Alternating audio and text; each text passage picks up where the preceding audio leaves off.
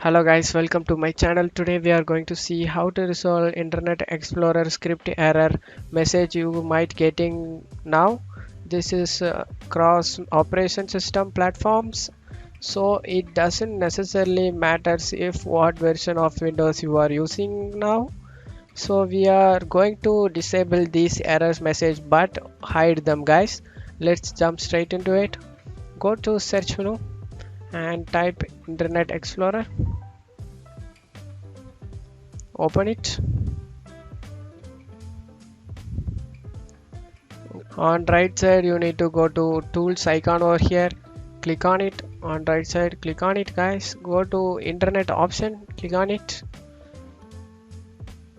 and in here you need to go to advanced tab, click on it and scroll down browsing, display script debugging Internet Explorer, display script debugging others.